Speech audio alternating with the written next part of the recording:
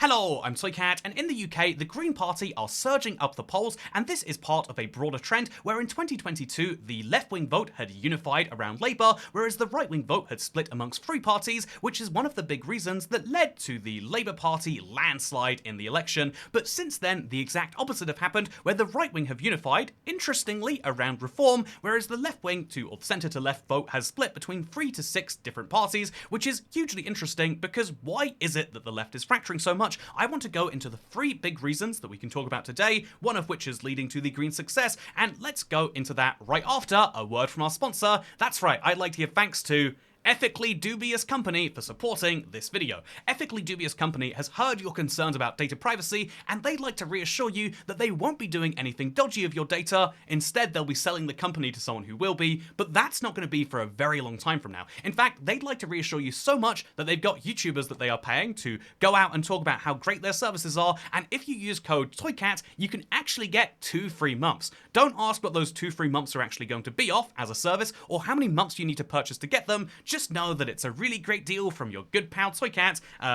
your parasocial internet buddy. And more seriously, I'd like to thank everyone on Patreon for allowing me to be picky with my sponsorships. Anyone who supports the channel there is massively appreciated. But let's get right into today, shall we? So with that said, I want to talk about the most important thing with the UK, because when it comes to why the vote has split so much, the easiest and laziest explanation is partially true, that when there is an election in first past the post, the voting system we have in the UK, you get to choose between the party you like the most and the party you hate the least, and most people choose the latter. That's because to win your seat, and therefore win the most seats for a general government, you just need to have, it doesn't matter how many votes there are total, it matters who gets the most singular votes in your seat, and so a lot of people will switch from the party they like the most to the party they think is most likely to win, which is why Conservatives went from 20% about a week before the election to, as you can see right here, 24% during the election itself. You can also interestingly see that the Lib Dem vote share jumped up, because many Labour voters who were in seats where Lib Dems were more likely to win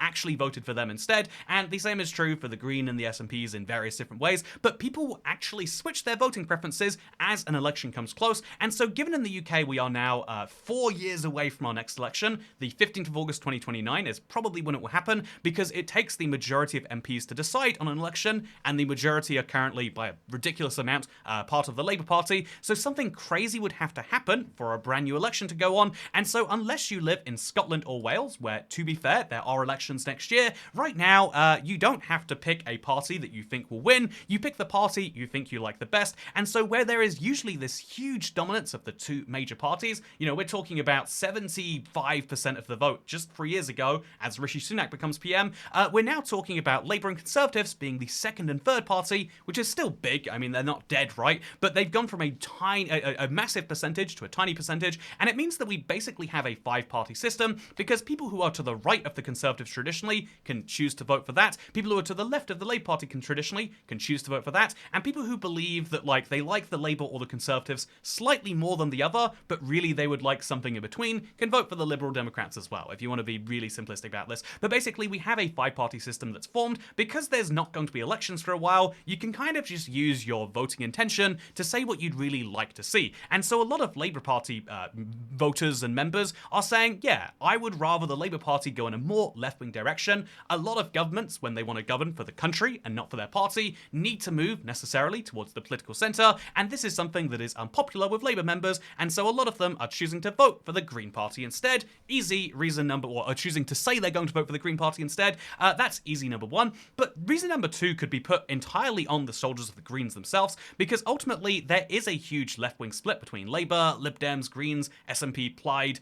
Even if we go crazier on this one, right, you can look at the Your Party, which is headed by a former Labour Party leader, they've got 4% too. There is this huge splitting happening, but amongst all the parties that are splitting, you can see they're roughly holding steady since the election, minus the Labour Party, who are losing a bunch of votes, and the Greens, who are gaining a bunch of votes, which shows that there is something special with the Greens. And what is that special thing? Well, according to Bulletin from The Independent, it's their brand new leader who has outlined populist policies, including a wealth tax and public ownership. These are wildly popular policies policies amongst the left, and honestly, public ownership of a lot of services is popular amongst the wider public, and wealth taxes are popular amongst anyone who does not believe they will affect them, because it's extra money for the government and hopefully less money from the average working person. And although we could talk a little bit about these, I do think it is worth saying that, like, of countries who levy a wealth tax, in the developed world, the majority have decided to phase theirs out because it didn't make anywhere near what they said it would, or indeed it actually lost the money. I could make this point that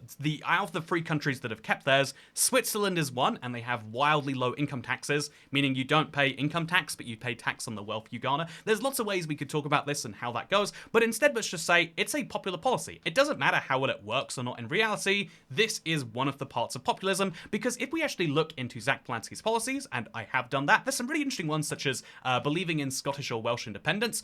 These policies aren't massive vote winners, because in Scotland they've got a different Green Party. Fun fact, he's not in charge of that. His opinions don't matter there. And in Wales, they technically are a part of the English Party, but they'd be fully willing to split. But basically, this is the clever thing about the campaigning. Rather than having the 500 policies where the party starts to split, the Green Party have just said, look, we are going to do the wildly popular left-wing things if Keir Starmer's not going to, and as a result, what is happening? Well, I mean, according to the polls, people like that. That is, in the same way that people would like a populist right-wing party, because after 14 years of a Conservative government who claimed they would lower immigration and lower taxes, they raised taxes, or at least froze them, effectively raising them. Actually, they lowered a lot. They raised a lot of taxes too. But so, a Conservative government that doesn't lower taxes or lower immigration is something that makes people go, let's vote for a party that will do at least one of those 2 things. And in the same way, people look at a Labour government and say, well, why are wealthy people still getting wealthy? Why aren't we bringing things into public ownership? And obviously, we are bringing railways into public ownership, and taxes are still, to this day, as of 2022, they've been gradually going up because of fiscal drag every year. Cannot stress that enough. But like a lot of people would say, not fast enough, not happy enough. We've got this golden opportunity, seize it right now, or I'll vote for another party. So that is the second big reason, is that people want a left-wing Labour, and they're willing to vote for another party to get it. And eventually, at current trends, within just a few weeks or months, if the Green Party can succeed in their campaigning, they could become the second biggest party. Instead of being like 5 roughly equal parties, we've already got 5 roughly equal parties, but then Reform is like this. Okay, this is... I guess we'll put them over there now. We've got 5 roughly equal parties, but Reform is like that, and then I guess...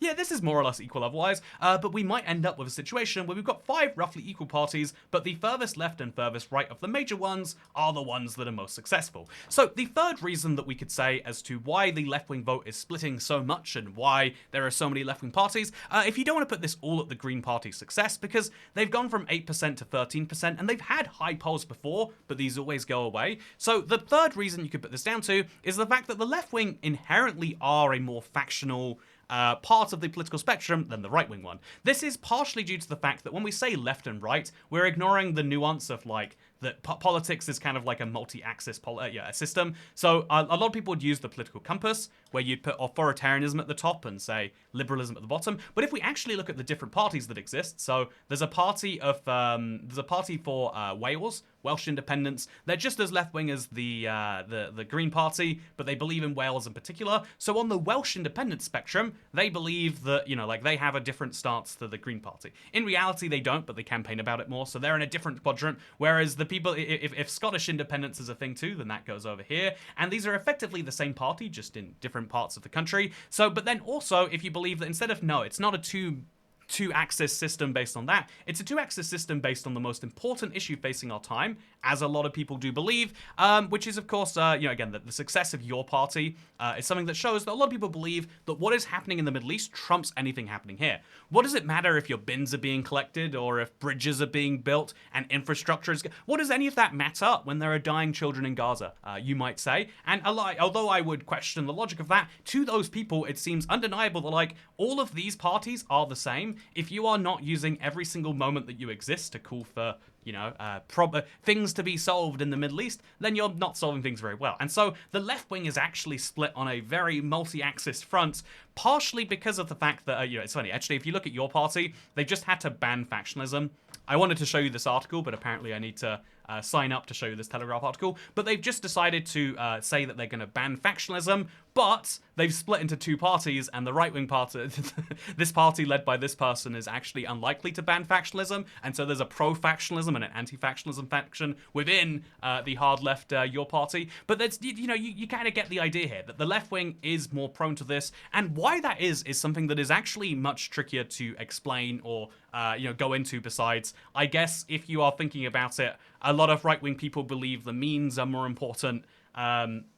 Or the ends are more important than the means, and so it's easy to unify people into a non-ideal party. But a lot of people on the left believe that the means are more important than the end. What does it matter if we have a center-left victory if they're not going to immediately raise wealth taxes? What does it matter if we have a left-wing victory if they're not going to immediately call for Scottish and Welsh independence? What does it matter if we have a left-wing victory if they don't immediately nationalize broadband or whatever the case may be? And that seems silly individually, but stack that up enough and you get people who say, yeah, I would rather have an unsuccessful left-wing party that has what I believe in than a successful left-wing party that does not, as you can prove by the fact that we have a successful left-wing party that the left-wing are just eating up, while the right are unifying around a populist right-wing party.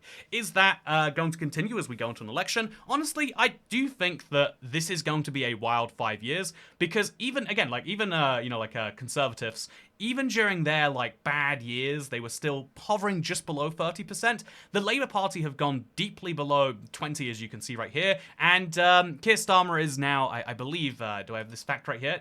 This is not the evidence for Keir Starmer being the least popular Prime Minister ever. If anything, it could be argument that he's the best Prime Minister ever. TV prices down means I'll vote for someone like that. But no, more seriously, I think I had that open, but let's just for now take my word for it that there is in fact a deep unpopularity for the Labour leader Keir Starmer, and you can see that there is this wild divide between the left wing about what the most effective thing to do is. Is it going to be independence within the regions? Because ultimately there is this deep argument. They're like, yeah, why should anyone be ruled by anyone?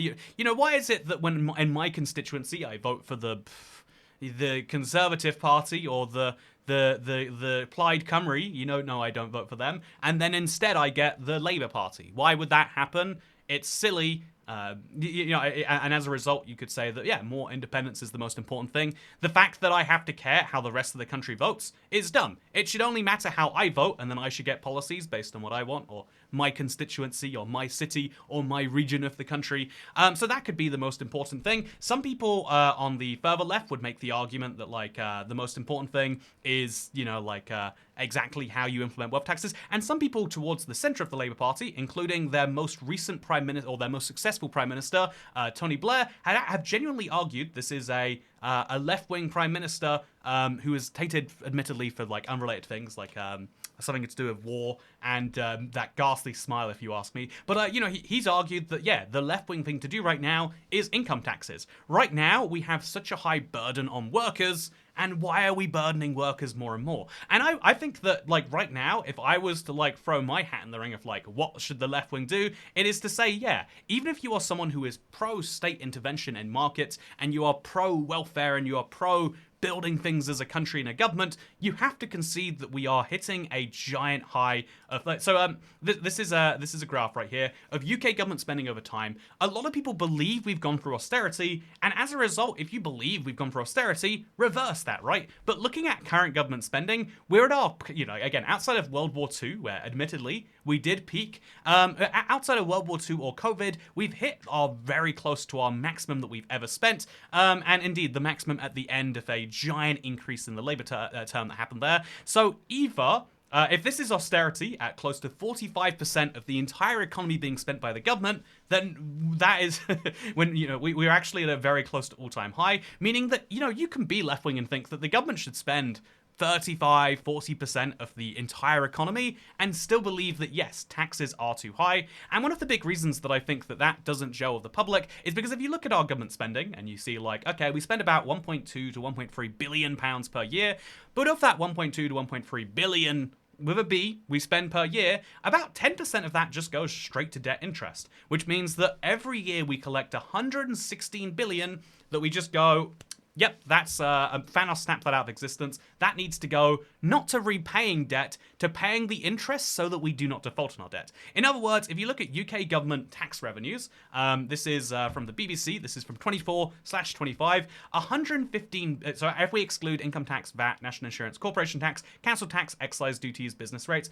if we look at other taxes, that is to say stamp duty, that is to say fuel duty, that is to say, I believe, gambling taxes and all these indirect taxes, every other tax combined, we take it all, we put it into a giant pile, and then we just immediately have to give it away to debt interest because previous politicians have taken money that, you know, that we didn't necessarily have and spent it on things that haven't returned us a profit. If we invested in infrastructure, if we'd invested, you know, if you look at the amount we do spend on infrastructure, it's pitiful by comparison, but we could have built infrastructure that would have made our country more profitable, even if we just, like, literally built infrastructure and told the infrastructure. We could have built infrastructure that was profitable, but instead we spaffed up a bunch of money, and we are continuing to do this over and over and over again. And so I would like to, you know, for anyone who is left wing out there who says, no, Toy Cat, you misunderstand austerity, I think, one last point to add to this video, because, again, in my view, I think that you know, as someone who believes that if you're really looking at government spending, you could be spending 35 to 40 and still be quite left-wing in the overall sense of that word,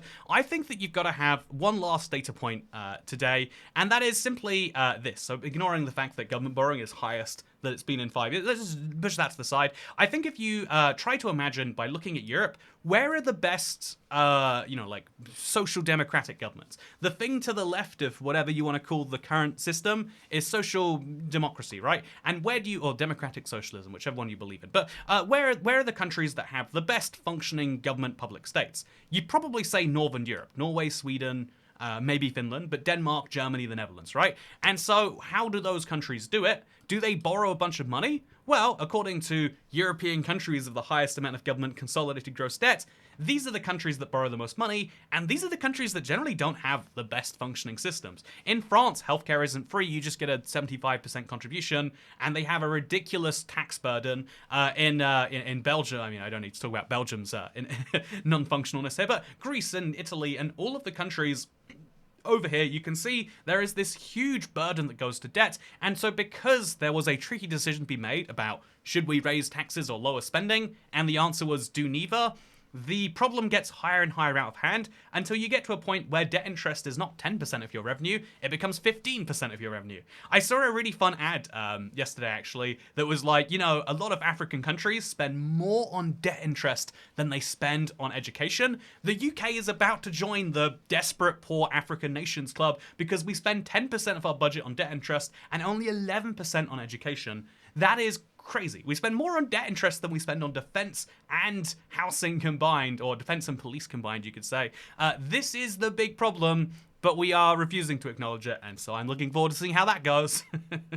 Because, yeah, right now, we've got, I think that, yeah, again, there is a huge debt hole growing in the UK, and as we refuse to address it, it gets bigger and bigger and bigger, because it's not even, by the way, this is the craziest bit. So this is how much we earn, or so this is how much we spend, and this is how much we earn. But what's interesting about this is there is a growing amount of debt every year just to keep things at their present, and so, yeah, I don't know. It makes me bummed out when I think about it too much. So I'm going to end this video by saying that we have a growing problem, and I hope that whichever party on the left becomes the dominant party out of this, I hope that the one thing that they understand is that it is worth having a long-term solution. It is worth having an actual answer to the question of how do we do this?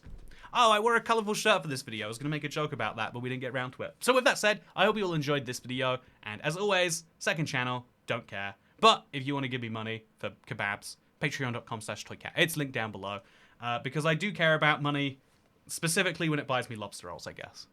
You know, isn't that nice? I'm like I guess this is how we should be about government spending. You know, I don't care what government does, except when it's my favorite wedge. As a train nerd, I want the transport budget to be higher. I want to have high-speed rail to the moon, and that means we have to get rid of our health budget. I hope that's okay with everyone. Anyway, thank you, and I'll see you next time.